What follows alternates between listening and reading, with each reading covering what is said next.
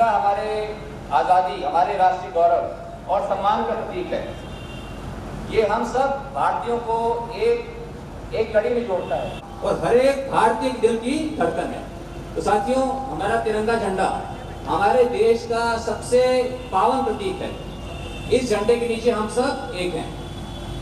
और आप में से बहुत से लोग मुझसे पूछते हैं कि झंडे के बारे में आपको कैसे ख्याल आया कि झंडा जो है कि हमें लगाना चाहिए। मैं बहनों से बोलूँगा कि उन पर ना ध्यान दे करके, मैं यहाँ धूप में खड़ा होकर आपसे बात कर रहा हूँ, कृपया मुझ पर ध्यान दें। मैं जो बातें कह रहा हूँ बहुत दूर से, मैं अभी पार्लियामेंट छोड़ करके आपके बीच में आया हूँ संदेश देने के लिए। और वो संदेश मेरा यही है जो राष्ट्रीय ध्वज का संदेश है। राष्ट्रीय ध्वज जो है हमारे देश का सबसे पावन प्रतीक है। और बहुत से लोग मुझसे पूछते हैं कि आपको कैसे सूझी कि राष्ट्रीय ध्वज के लिए इसके लिए आपने संघर्ष किया। तो मैं आपको बताना चाहता हूँ, जब मैं 20 साल का था, मैं ज़्यादा इधर देखूँगा क्योंकि ज़्यादा यहाँ पर हमारे जो है ज़्यादा छात्राएँ यहाँ पर बैठे हैं, ऐसे ज़्यादा यहाँ पर देख करके बोलूँगा। जिस समय मैं अमेरिका पढ़ने के लिए गया, मैं 20 साल का था और मैंने वहाँ पर देखा कि अमेरिकन जो हैं अपने अपने घरों के अंदर, अपने दफ्तरों के अंदर बहुत गर्व से अपने देश के झंडे को फहराते थे। सब जगह अमेरिका के झंडे को देखकर मुझे लगा कि क्यों ना मैं भी अमेरिका का झंडा लगा लूं। उस समय मैं 20 साल का था, लेकिन फिर मुझे ख्याल आया कि मैं तो अमेरिकन नहीं हूँ, मैं अमेरिका का झंडा कैसे लगा सकता हूँ। तो फिर कुछ मैं अपने दोस्तों से बात कर रहा था कि मुझे भारत का झंडा कहाँ से मिले। मैंने उनसे पूछा कि where can I find Indian flag. तो एक व्यक्ति ने कहा कि you get the Indian flag from India. दूसरे ने कहा कि no, there is a flag shop in downtown Dallas. बोले वहाँ पे डैलस में दुकान है, वहाँ पे आपको भारत का झंडा मिल सकता है। तो मेरे पास गाड़ी नहीं थी, मैं सोचा चलो जब मुझे मौका लगेगा मैं जाऊँगा। लेकिन 3-4 दिन के बाद उसी दोस्त ने मुझे एक पैकेट दिया। मैंने कहा what is it? He said open it. तो मैंने इसको खोला तो उसके अंदर बहुत बड़ा एक राष्ट्रीय ध्वज था, तिरंगा झंडा। तो आप इमेजिन कीजिए, आप सोच के देखिए कि जब मैं 20 साल का था, मैंने कभी भी मुझे मौका नहीं लगा था कि मैं देश के झंडे को कभी हाथ लगाऊं। कभी हो सकता है बचपन में स्कूल में किसी ने दिया हो, स्कूल में कागज का झंडा, लेकिन कभी मैंने कपड़े के झंडे को कभी हाथ में नहीं लिया था। और यहाँ अमेरिका के अंदर एक अमेरिकन मुझे भारत का इतना बड़ा झंडा मुझे भेंट किया, मैं आपको उसको मैं बता नहीं सकता, मैं उसकी व्याख्या नहीं कर सकता। जिस खुशी का, जिस प्रेरणा का मुझे एहसास हुआ उस समय मैं अपनी यूनिवर्सिटी में जो स्टूडेंट गवर्नमेंट थी, जो स्टूडेंट यूनियन होती है कॉलेज में, मैं उसका प्रेसिडेंट था। मैंने सोचा मैं इस झंडे को अपनी दीवार पे लगा लेता हूँ। फिर मुझे संकोच हुआ कि अगर मैंने अमेरिकन यूनिवर्सिटी के अंदर प्रेसिडेंट के दफ्तर के अंदर अगर मैंने इंडिया का झंडा लगा लिया तो हो सकता है अमेरिकन बुरा मान जाए। फिर मैंने पूछा आसपास, मैंने कहा कि क्या मैं अपने देश के झंडे को लगा सकता हूँ? इसे किया स्कूल, नो प्रॉब्लम, तो आप शौक से लगाइए। तो मैंने अपने तिरंगे झंडे को अपने दफ्तर में लगा के रखा और जो भी लोग आते झंडे के बारे में पूछते, मैं बहुत गर्व से उनको रंगों के बारे में बताता, देश के बारे में बताता। जब मैं पढ़ लिख करके वापस आ गया इंडिया 92 में, ये बातें 1990 की, 92 में मैं पढ़ के वापस आ गया, 22 साल का था मैं। तो हमने अपनी फैक्ट्री के अंदर झंडा फहराया। जैसे आप बता रहे थे 20 फुट का, आप बता रहे थे 20 फुट, हमारे भी 20 फुट का झंडा था। वो 20 फुट का झंडा हमने फहराया 26 जनवरी 93 को, आज से 30 साल पहले। तो अगले दिन जब मैं गुजर रहा था तो सिर्फ डंडा था, झंडा गायब था। मैंने कहा झंडा क्यों हटा दिया, इतना सुंदर लग रहा था। बोले जी हम हर रोज झंडे को नहीं लगा सकते, हम केवल 15 अगस्त और 26 जनवरी को ही झंडे को हम दर्शा सकते हैं। तो मैंने कहा अच्छा ठीक है। मैं कुछ कदम चला और मुझे अजीब सी बात लगी। मैंने कहा अमेरिका के अंदर तो मैं हर रोज झंडे को दर्शाता था और मैं भारत वापस इसलिए आया क्योंकि मैं अपने सपनों का भारत बनाना चाहता हूँ। मेरे साथ जितने मेरे दोस्त गए थे, जितने भी 20-21 दोस्त थे, वो सब के सब आज भी अमेरिका में हैं। लेकिन मुझ में दम होगा तो मैं अपने देश को अमेरिका से भी अच्छा बना के दिखाऊंगा। लेकिन अगर मैं अपने देश का झंडा ही नहीं फहरा सकूंगा तो फिर मैं क्या करूंगा? तो फिर मैंने कहा नहीं, हम इसके बारे में जो है आप झंडे को हर रोज सम्मान पूर्वक ढंग से इसको आप सूर्योदय पर इसको आप फहराएं, सूर्यास्त पर इसको उतारें और हम देखते हैं हमें कौन रोकेगा। तो 1.5 साल तक तो हमारा चलता रहा, क्योंकि 2 बिल्डिंग्स के बीच के अंदर झंडा था, बाहर से दिखाई भी नहीं देता था। एक दिन कमिश्नर साहब और एसपी आए, उन्हें देखा होगा किसी ने शिकायत की होगी, तो आकर के उन्होंने अपने सामने झंडे को उतरवा दिया। उस समय मैं दिल्ली में था, मुझे बहुत मुझे दुख हुआ, मुझे रोना आ गया। मैंने कहा हम झंडा भी नहीं फहरा सकते अपने देश का, वो भी सम्मानपूर्वक ढंग से। फिर मैंने इसके ऊपर निश्चय किया कि नहीं, इसके लिए हम संघर्ष करेंगे। मैंने इसको कानून को देखा, इसके बारे में क्या कानून है जो हमें रोकता है झंडे को दर्शाने से। तो पाया कि कोई कानून नहीं था, केवल सरकारी निर्देश थे। सरकारी निर्देश झंडा संहिता यानी कि flag code of India. Flag code of India के अंदर ये लिखा था कि कौन व्यक्ति लगा सकता है, कौन नहीं लगा सकता, और उसमें लिखा था सिर्फ आप 26 जनवरी, 15 अगस्त और कुछ राष्ट्रीय पर्वों के ऊपर आप झंडे को दर्शा सकते हैं, हर व्यक्ति दर्शा सकता है। अन्य दिनों के ऊपर केवल सरकारी निवास के ऊपर ही प्रधानमंत्री, मुख्यमंत्री और अन्य मंत्री उनके भी सरकारी निवास के ऊपर ही लगा सकता था। अगर आप आर्मी में हैं, देश के लिए अपने आप को शहीद करने के लिए भी हर वक्त तैयार है, लेकिन फिर भी आप अपने दफ्तर में भी झंडे को नहीं दर्शा सकते थे। उसके ऊपर फिर मैंने केस किया 1995 जब सब कुछ अध्ययन करके, तो मैंने भारत सरकार के ऊपर केस करने की ठानी। उस समय मैं 24 साल का था और जो कंपनी में काम करता था मैं, हमारी कंपनी थी, उसमें नुकसान था। तो मुझे जब मैं केस करना चाहता था तो जितने लोग थे, जो वरिष्ठ अधिकारी थे कंपनी के अंदर, उन्होंने सबने मुझे रोका। बोले कि जी अगर आप केस कर दोगे, हमारे काम वैसे भी नहीं होते, आप केस कर दोगे हमारे कोई काम नहीं होंगे। तो फिर मैंने अपने पिताजी श्री ओम प्रकाश जिंदल जी से मैंने प्रेरणा ली। मेरे पिताजी हमेशा ये कहते थे कि बहादुर जीवन में केवल एक बार मरता है और कायर कई बार मरता है। अगर जिस चीज में हमारा विश्वास हो उसके लिए हमें संघर्ष करना चाहिए। जब हम संघर्ष करते हैं तो ईश्वर भी हमारा साथ देते हैं। तो फिर मैंने एक केस किया और मैं ज़्यादा समय नहीं लूँगा, इसमें लगभग 9 साल इसके अंदर लगे। पहले दिल्ली हाई कोर्ट में जीता, तो भारत सरकार के बाद जो है ये 9 साल तक ये संघर्ष चला, कानूनी संघर्ष। और फिर जाकर 23 जनवरी 2004 को उच्चतम न्यायालय ने, सुप्रीम कोर्ट ऑफ इंडिया ने एक ऐतिहासिक फैसला सुनाया और उसके अंदर उन्होंने कहा कि झंडा दर्शाना ये हमारा एक संवैधानिक अधिकार है।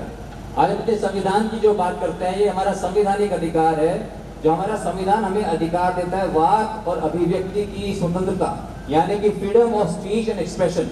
ये उसका एक अभिन्न अंग है, एक मोड ऑफ स्पीच है, अ वे टू एक्सप्रेस योरसेल्फ है कि हम हर रोज, और उन्होंने ये ऐतिहासिक फैसला सुनाया कि हम हर रोज अपने देश के सबसे पावन प्रतीक, अपने राष्ट्रीय ध्वज को हर रोज हम इसको दर्शा सकते हैं और इसको प्रेरणा लेकर इसको हम अपने आप को देश के प्रति समर्पित कर सकते हैं।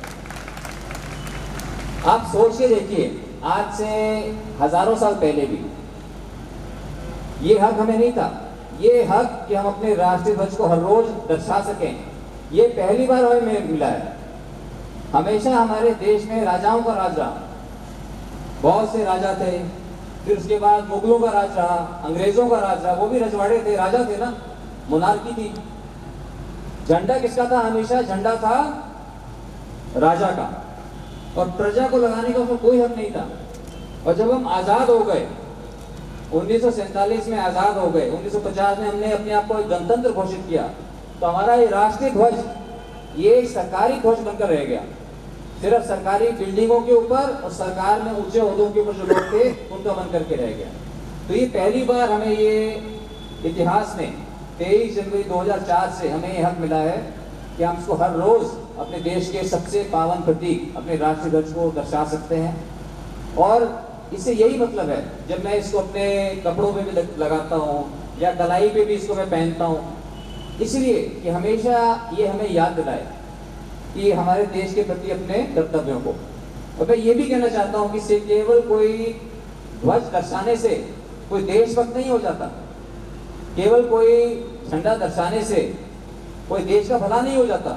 ये केवल एक प्रतीकात्मक कदम है, प्रतीकात्मक कदम है, लेकिन एक महत्वपूर्ण प्रतीकात्मक कदम है।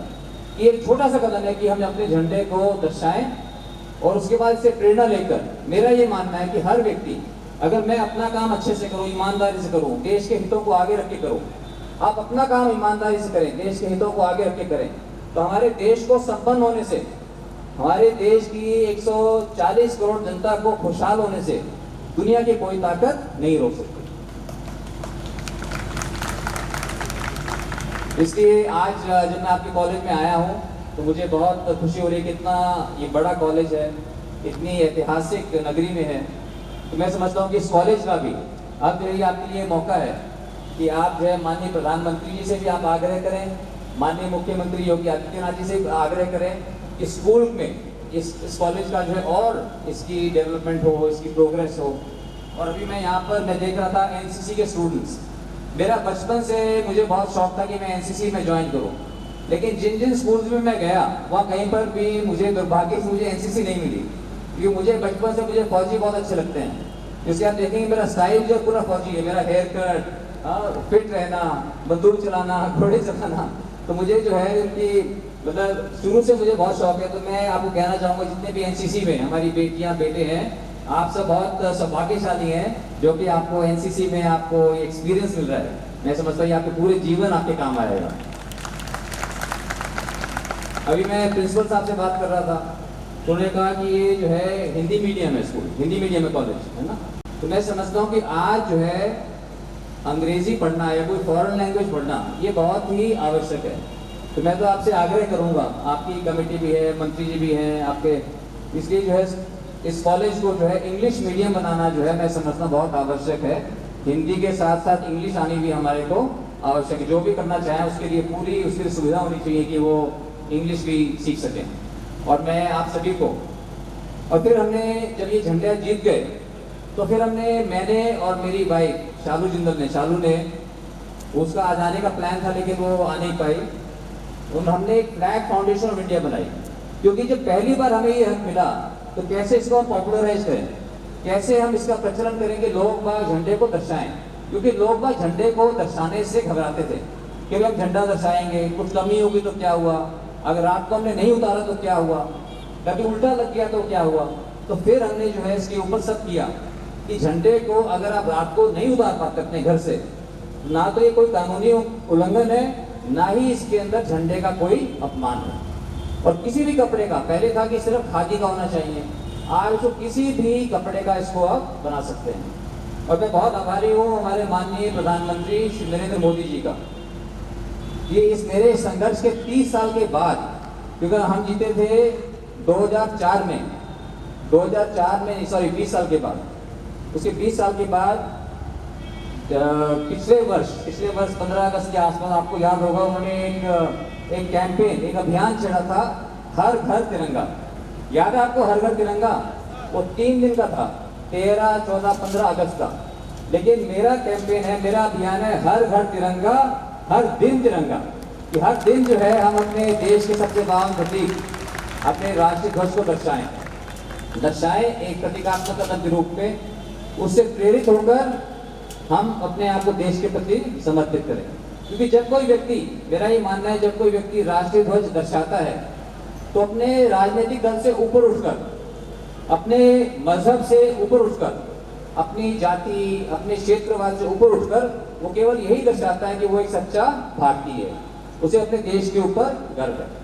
तो फिर हमने ये फ्लैग फाउंडेशन ऑफ इंडिया के माध्यम से इस तरह से बड़े बड़े झंडे, करीब 131वां झंडा है जो फ्लैग फाउंडेशन ऑफ इंडिया लगाया है। आपने से देखा होगा दिल्ली के अंदर जो पहले कैनॉट प्लेस था, अब सेंट्रल पार्क है, सेंट्रल पार्क के अंदर ऊंचा झंडा लगा हुआ है।